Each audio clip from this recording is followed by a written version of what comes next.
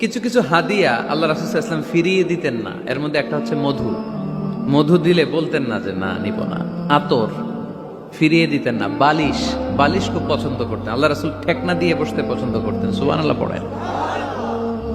রাসূল সাল্লাল্লাহু আলাইহি ওয়াসাল্লামের কাছে একটা কসমেটিক্সের বক্স থাকতো সব সময়, জরুরি 5-6টা জিনিস এর ভেতরে থাকতো। ওখানে আল্লাহ রাসূল সাল্লাল্লাহু আলাইহি সাল্লাম চিরুনি রাখতেন। চিরুনি, আপনারা চুল আঁচড়ান তো চিরুনি দিয়ে, সবসময় পরিপাটি থাকবেন, এটা সুন্নাহ। পরিচ্ছন্ন ফিট থাকা, সবসময় গেট আপটা ভালো থাকা, এটা সুন্নাহ। আল্লাহ রাসূল সাল্লাল্লাহু আলাইহি ওয়াসাল্লাম কোনো বিদেশি ডেলিগেট আসলে তাদের সাথে দেখা করার আগে সময় নিতেন, নিজেকে গুছিয়ে নিতেন। সুবহানাল্লাহ পড়েন। চুলগুলো আঁচড়ে রাখতেন এই চিরুনি দিয়ে। তাহলে ব্যক্তিগত কসমেটিক্স বক্সে আল্লাহ রাসূল সাল্লাল্লাহু আলাইহি ওয়াসাল্লাম যে জিনিসগুলো রাখতেন তার মধ্যে একটি হচ্ছে চিরুনি। 2 নাম্বার, আল্লাহ রাসূল সাল্লাল্লাহু আলাইহি ওয়াসাল্লাম জাইতুনের তেলের একটা ছোট্ট বোতল রাখতেন। ওয়াত্তিনি ওয়াজ জাইতুন, অলিভ অয়েল। অলিভ অয়েলের ওয়াজ করেছি গত বছর। যেখানেই আমার সাথে লোকজনের দেখা, কয় হুজুর এখন থেকে অলিভ অয়েল মাখি আমি, এজন্য সুন্দর হয়ে গেছি।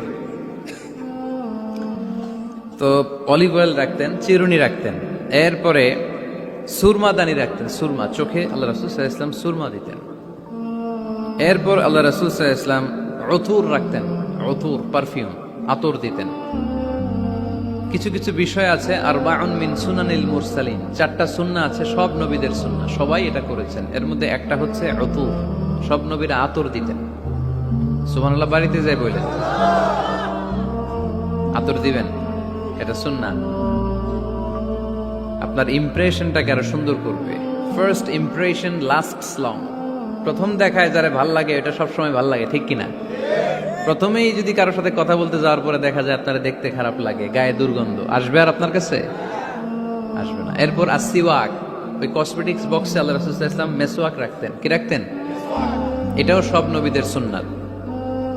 তো আমরা যেন পরিপাটি থাকি, সব সময় যেন পরিপাটি থাকি।